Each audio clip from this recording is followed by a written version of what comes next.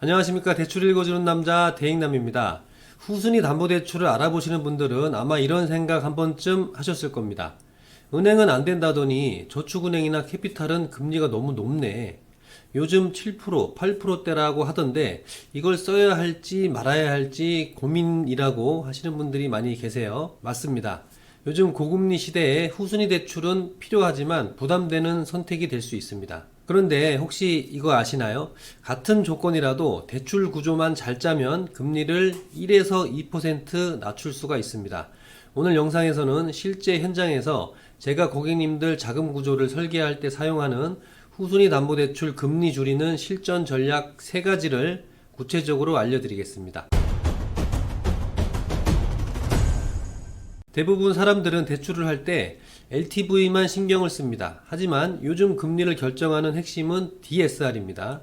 은행뿐만 아니라 이금융권, 캐피탈사도 DSR이 높을수록 리스크 프리미엄을 붙여서 금리를 올립니다.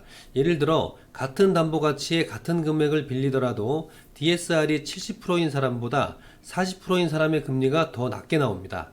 즉 소득 대비 부채 비율을 낮추면 금리를 직접적으로 낮출 수 있다는 뜻이에요. 그래서 후순위 대출을 진행하기 전에는 불필요한 카드론, 단기 신용대출, 한도대출, 마이너스 통장이죠. 이 3가지를 정리하거나 상환해 두는 것이 중요합니다. 이걸 미리 정리하면 후순위 대출 금리에서 최소 0.5에서 1%포인트는 낮출 수가 있습니다. 한마디로 요약을 해드리면 LTV보다 DSR을 먼저 다듬는 게 먼저고요. 그래야 금리를 낮추는 첫 번째 비법이 됩니다. 두 번째 전략은 감정가 리세팅 전략입니다. 많은 분들이 이런 착각을 하십니다.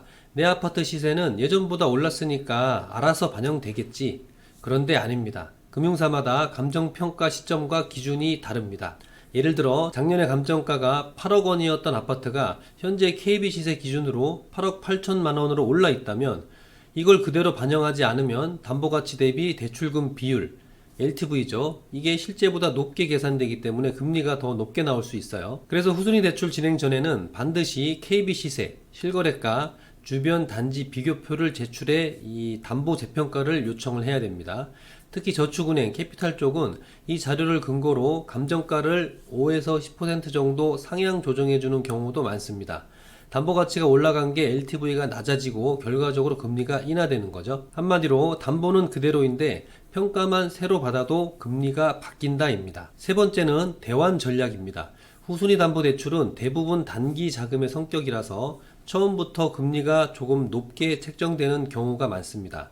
하지만 금리가 높은 단기 대출은 6개월에서 1년 사용 후에 장기 고정형 상품으로 전환하면 이자 부담이 크게 줄어듭니다. 예를 들어 추후에 신용점수 상승, DSR 개선, 담보 재평가가 반영되면 5에서 6%대 장기 상품으로 재대출이 가능합니다. 이게 바로 부분 대환 전략인데요.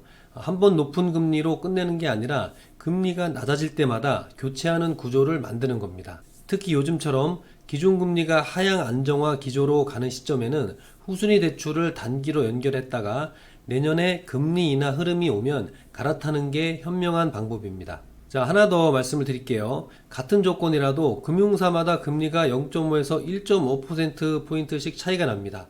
왜냐하면 각 금융사는 자체적인 리스크 정책, 내부 심사 모델, 그리고 상품별 캠페인 정책이 다르기 때문인데요. 그래서 무조건 한 곳만 상담받지 말고 최소 3군데 이상 비교 견적을 받아야 합니다. 그 과정에서 어디까지 금리 인하가 가능한지 협상 여지가 생기는 거예요. 자, 오늘 말씀드린 후순위 담보대출 금리 줄이는 3가지 핵심 전략 다시 정리를 해드리면요. 첫 번째는 LTV보다 DSR을 먼저 낮춰라입니다. 불필요한 신용대출 카드론을 정리하는 거죠. 두 번째는 담보 재평가로 감정가를 높여라입니다. 시세, 실거래가 근거로 LTV를 개선하는 효과가 나타납니다. 세 번째는 단기에서 장기, 금리 하락 타이밍에 이제 대환을 하는 거죠. 부분 대환 전략으로 금리 차익을 확보할 수가 있습니다. 이 3가지만 기억하셔도 현재보다 최소 1에서 2% 금리를 낮출 수가 있습니다. 후순위담보대출, 단순히 급전용 대출로만 보면 금리가 높아 보입니다.